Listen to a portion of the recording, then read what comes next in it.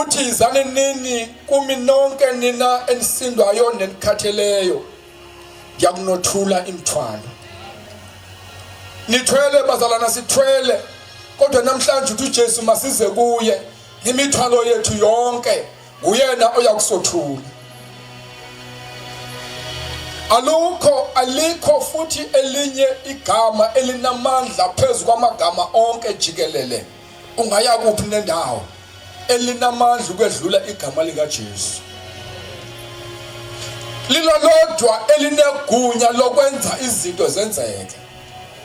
Ebazalwane, sikhuluma thina ngoJesu othe wabeka isandla kwimpuphu ezele ngaboni, kodwa yabona.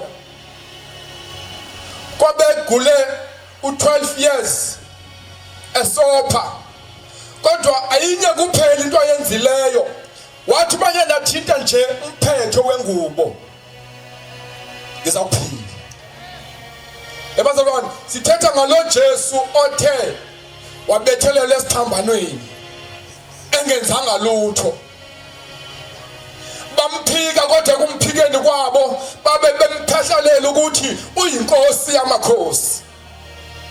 Ngoba kunabantu bazalwa uJesu abamphikayo kodwa bemvuma, bayamvuma kodwa bayamphika.